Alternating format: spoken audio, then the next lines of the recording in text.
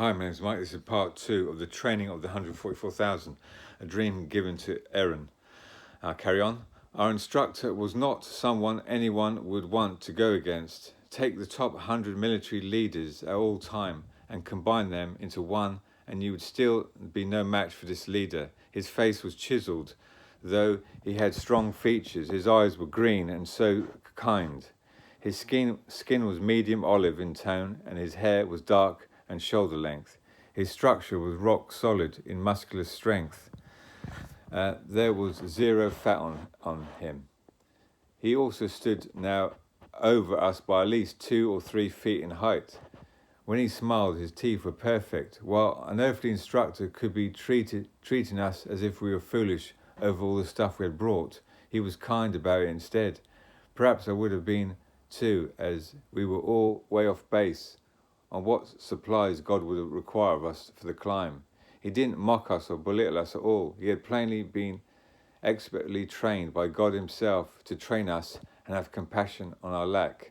On the first full day, our instructor took us through the red dirt. He taught us about removing our fear of the things we see in front of us. He told us that these fears would all come to nothing.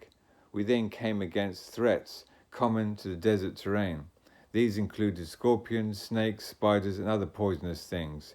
He taught us about strength over fear. He taught us why God had created these things on earth which seemed to be no good.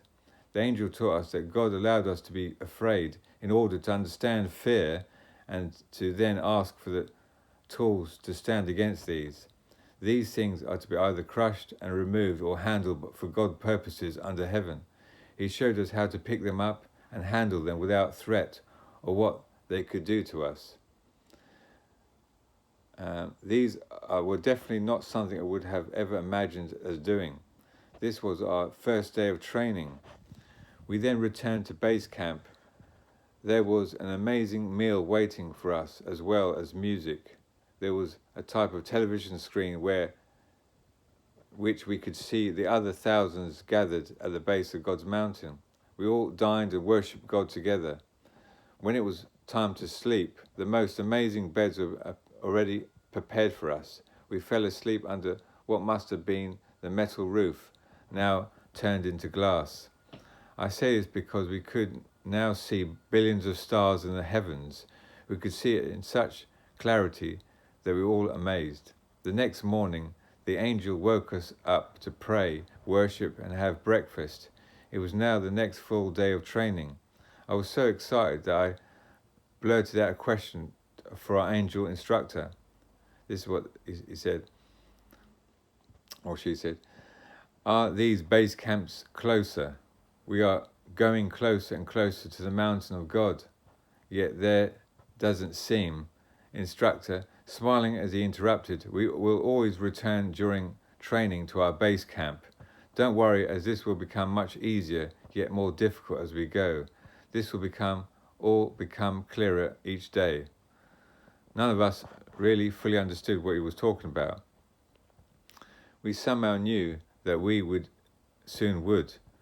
While the next several days of training were packed with awesome lessons, I was only allowed by God to recall a few items. Some of the things we were taught that I could recall, including the following: how to stand against a lion and a bear, how to control anger, giving it over to God, how to wait for God and his instruction even when we saw injustices in various forms, not doing it as we see it, but waiting for his plan and timing, how to wait for his instructions like the angels in heaven in God's army does, how to stand against torturous things, and then later on how to allow God to wield us as weapons against the enemy, how to give comfort and words of life to those who need it to hear them, how to die to ourselves completely.